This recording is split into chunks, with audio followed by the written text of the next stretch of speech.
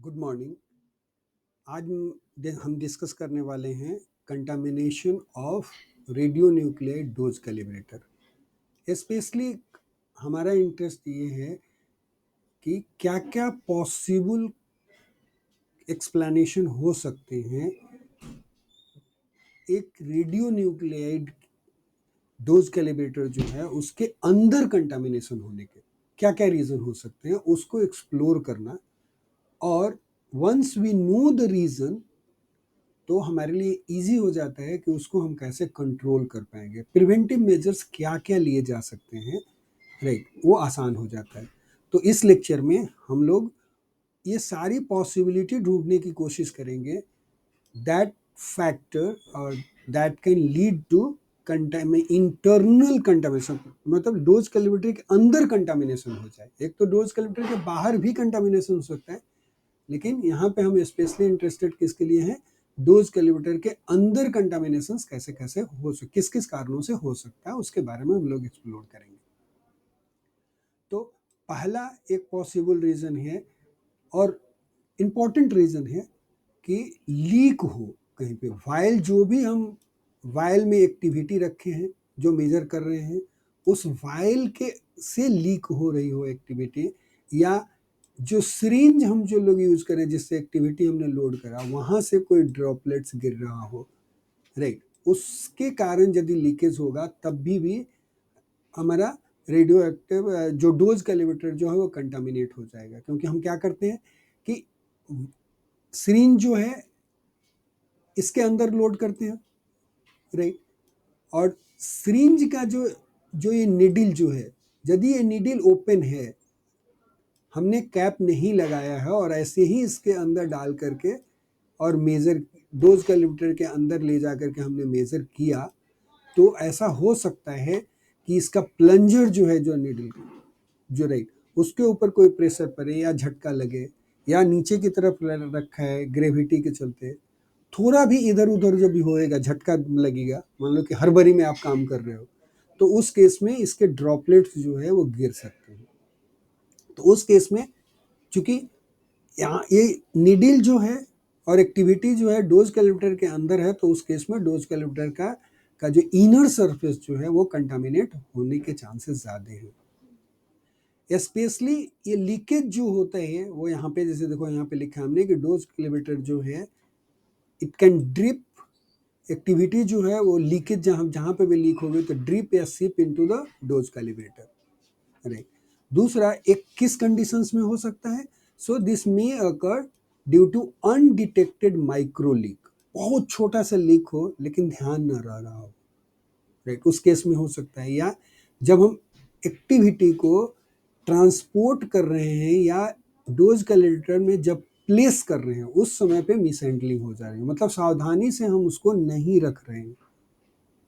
सावधानी से नहीं रखने में एक है कि कैप नहीं करना, दूसरा चीज़ कि निडिल और जहाँ पे वो जो जॉइंट जहाँ पे जाकर के आप यूज़ करते हो उसको ठीक से मतलब अटैच नहीं करना, निडिल और जो सिरिंज का जो ये होता है, तो वहाँ पर भी थोड़ा सा भी गैप ओपन होगा, वो ठीक से नहीं होगा तो हो सकता है कि वो गिर भी जाए निडिल ड्रिप करके उसके अंदर, तो फिर ज़्यादा ही कंटामिनेशन होएगा।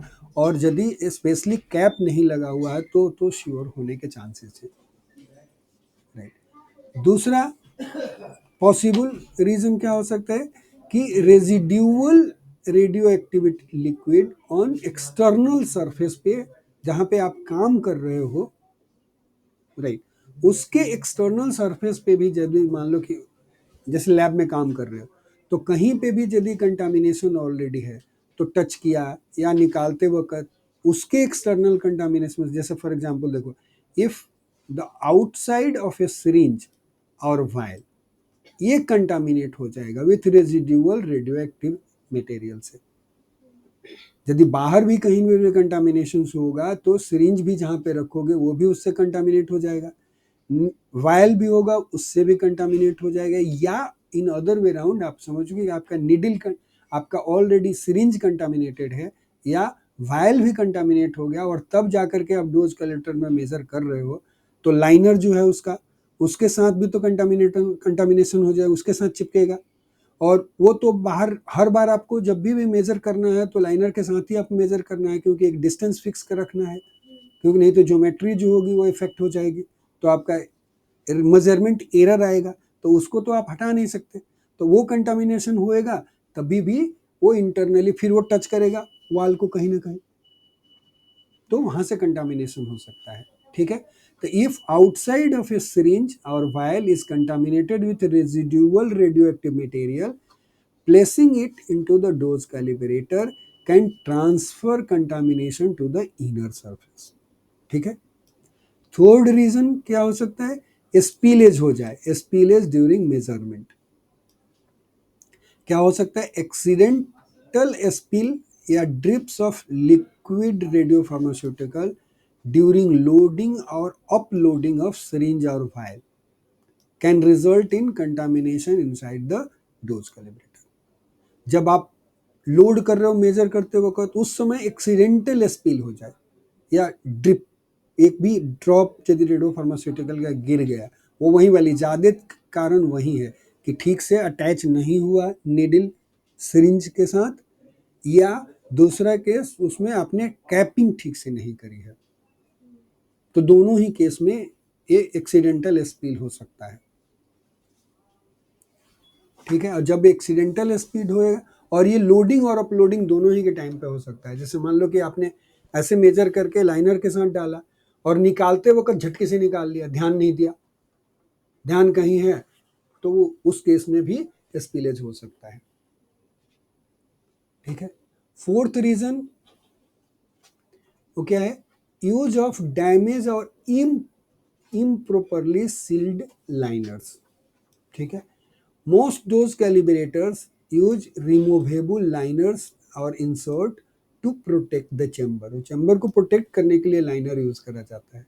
If these are damaged, missing हो, न डालो या आर नॉट प्रोपरली सील्ड, तो उस केस में क्या होगा, कंटामिनेशन फ्रॉम स्पिल और leaks can penetrate inside the dose calibrator. यदि लाइनर नहीं यूज करा आपने या वो टूटा हुआ है, उसके लाइनर के साथ कुछ प्रॉब्लम है, राइट, तो उस केस में भी जो भी कंटामिनेशन होएगा, चाहे स्पिल से हो या लीकेज से हो, तो वो भी डोज कैलिब्रेटर के अंदर इंटरनल कंटामिनेशन कर सकता है। फिफ्थ रीजंस, पांचवा क्या है कि वोलेटाइल रेडियोन्यूक्लियाइड्स। जैसे मान लो कि हम लोग जो आयोडीन के केस में यूज करते हैं, use of volatile radionuclides like iodine 131 that can lead to gaseous or particulate contamination inside the chamber if not properly capped or sealed during measurement। Again देखो, यहाँ पर भी वही रीजन है, क्या यदि मान लो कि ठीक से आपने कैपिंग नहीं करी, तो चूंकि वो वोलेटाइल है, तो उसके वैपर्स जो निकलेंगे ना, उससे उसके वैपर जो है डोज कैलिब्रेटर के उसमें जाकर के चिपक जाते हैं। इसलिए जो भी आपने आप जब भी सिरिंज के साथ मेजर, तो कैप करके ही उधर डालना है, बिना उसके नहीं डालना है, उसको प्रॉपरली सील्ड रखना है। Specially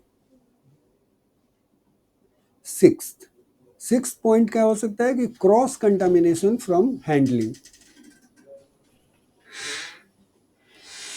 if contaminated gloves, tools or surfaces come into the contact with the calibrator chamber during routine handling, it can introduce the contaminations। यदि मान लो कि कंटामिनेटेड ग्लोव्स है, जो आप मान लो कि आप काम कर रहे हो, राइट, उसको, या जो भी टूल आप यूज कर रहे हो, राइट, हाँ, टूल यूज कर रहे हो या सरफेस पे कहीं कंटामिनेशन है, उसके थ्रू आप जा रहे हो, राइट, तो जो भी टूल यूज करोगे, यदि वो टूल डोज कैलिब्रेटर के अंदर जा रहा है या डोज कैलिब्रेटर के सरफेस को टच कर रहा है बाहर से भी, तो इंटरनल कंटामिनेशन तो नहीं होएगा, लेकिन वो बाहर जब भी चिपकेगा डोज कैलिब्रेटर पे, तब भी वो रीडिंग देने वाला है। आप समझ रहे हो, उसके साथ वो बैकग्राउंड रीडिंग में ऐड होएगा। तो जब उसके साथ वही है रूटीन हैंडलिंग में, यदि वो टच करता है, कांटेक्ट में आएगा, तो उसके इसमें कंटामिनेशन हो सकता है। 7 पॉसिबिलिटीज क्या है कि इम्प्रॉपर क्लीनिंग और मेंटेनेंस। ये भी एक इम्पॉर्टेंट पॉइंट है। If A previous contamination incidents was not adequately addressed, ठीक है, तो उस केस में क्या होगा, रेजिड्यूअल एक्टिविटी जो है may remain inside the dose calibrator in the chamber leading to cumulative contamination over time. अब देखो यहाँ का एक सीरियस इशूज है, इसको समझना बहुत ज़्यादा ज़रूरी है। लेट्स से फॉर एग्जांपल कि डे 1 को, ठीक है, डे 1 जो है वो आज मान लो कि डोज कैलिब्रेटर में कंटामिनेशन हो गया, राइट, और ये जो भी यहाँ पे कंटामिनेशंस है हमने इसको डीकंटामिनेट नहीं किया। तो यदि हमने डीकंटामिनेशन नहीं किया है, मे बी मान लो कि 0.1 मिलीक्यूरी का आपका 0.1 मिलीक्यूरी का आपको कंटामिनेशन हुआ या 0.001 मिलीक्यूरी का हुआ कंटामिनेशन।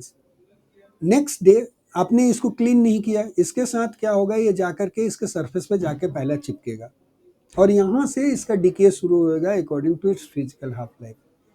डे 2 मान लो आप डे 2 को काम करने गए, अब आपने क्या किया कि डे 2 को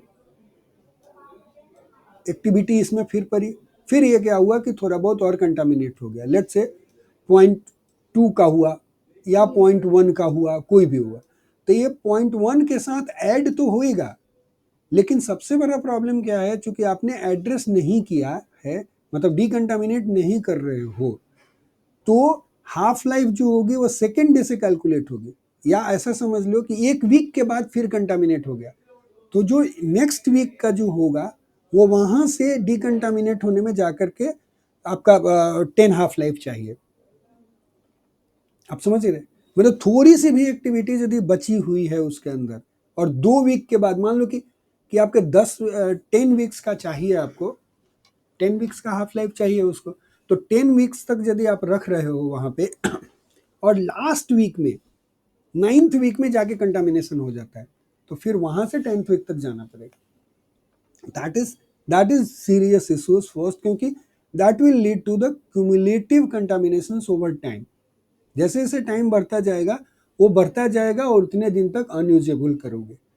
अब देखो कोई आदमी सोच सकता है कि चलो मान लो कि कंटामिनेशन हो गया, हम माइनस करके कर लेते हैं, वो एरर बहुत ज़्यादा होगा। और दूसरी चीज़ कि जो भी वहाँ पे कंटामिनेशन होगा एक्यूरेट आपकी रीडिंग नहीं होगी because of statistical fluctuations, plus में जो दूसरे लोग वहाँ पे जाएंगे काम करने के लिए उनको भी एक्स्ट्रा एक्सपोजर अननेसेसरली से मतलब रिसीव करना पड़ेगा, उनके पास ऑप्शंस नहीं है। ठीक है, तो पहला चीज़ तो है कि प्रिवेंटिव तो ध्यान में रखना ही है, लेकिन जैसे कंटामिनेशन हो भी गया तो इमीडिएट अटेंशन देना है उसको, जितना जल्दी हो सकता है क्लीन करके उसको साफ करना है, एक क्लीन स्लेट बनाना है ताकि आप आगे बढ़ सको। ठीक है, उसके बाद 8th पॉसिबल कॉज है जो वो ह्यूमन एरर से रिलेटेड है। एक्सीडेंटल प्लेसमेंट हो जाए ऑफ अनसील्ड और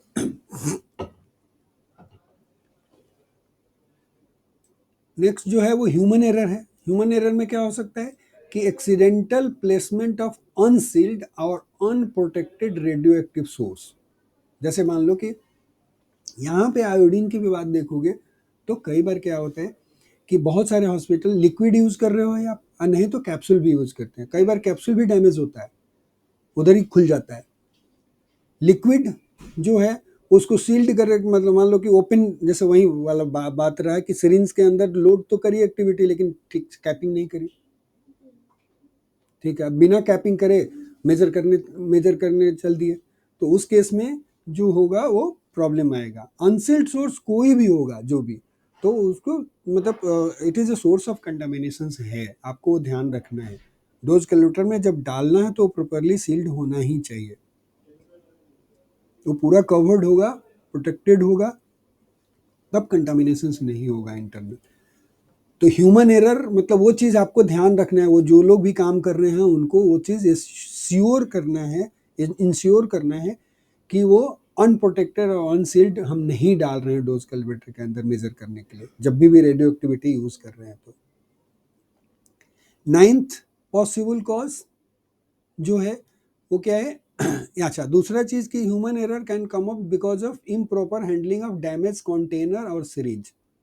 मतलब वहां पर भी ध्यान नहीं रहा, बस मैकेनिकल होकर के काम कर लिया, डैमेज था, माइक्रो लीक था, उस चीज का ध्यान नहीं रखा, या सोचा कि इसमें ऐसा तो हो ही नहीं सकता।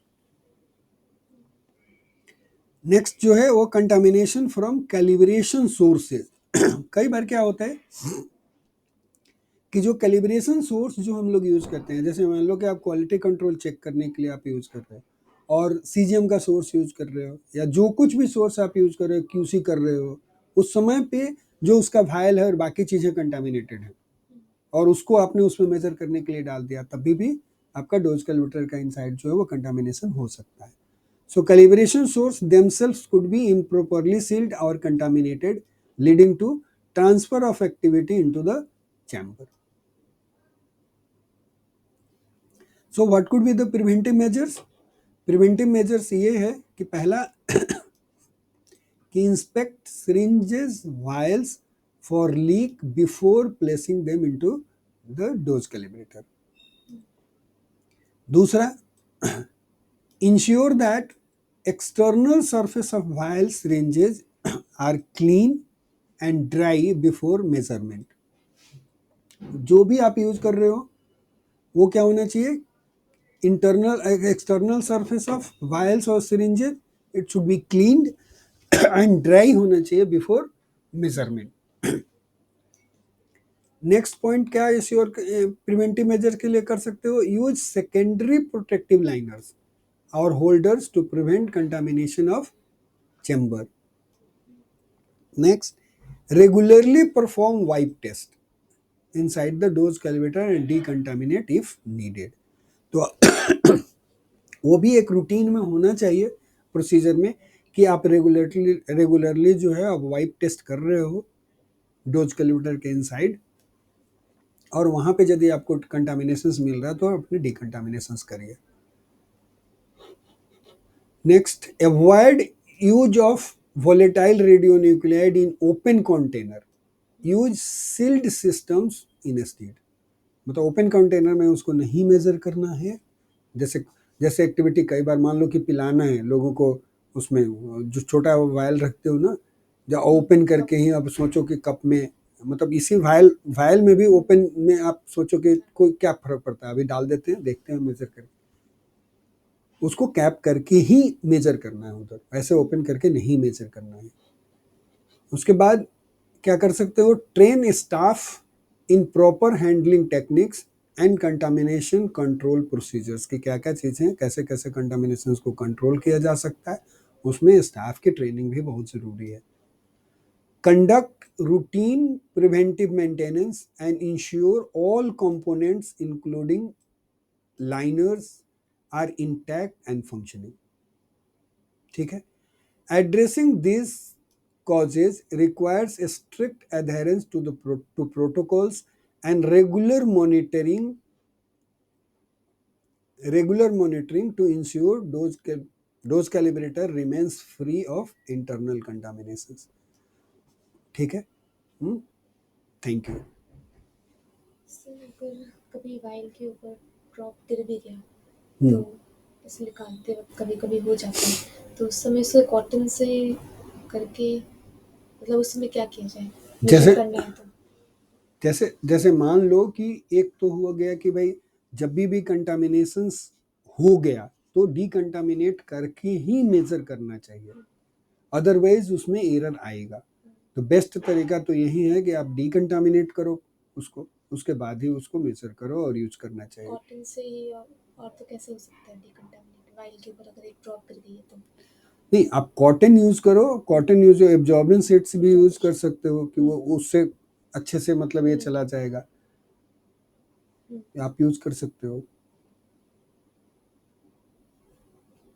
लेकिन मेन इंपॉर्टेंट पॉइंट यही है कि द मोमेंट आपको पता चला कि यहाँ पे कंटामिनेशन हो चुका है, आपको इमीडिएट एड्रेस करना है, जितना जल्दी आप एड्रेस कर सकते हो एड्रेस करना है। नहीं तो जनरली क्या होता है कि वो जाकर के उसके ऊपर फिर सरफेस पे ना उसके चिपक जाता है, और चिपक जाने के बाद ना उसको छुड़ाना बहुत मुश्किल है।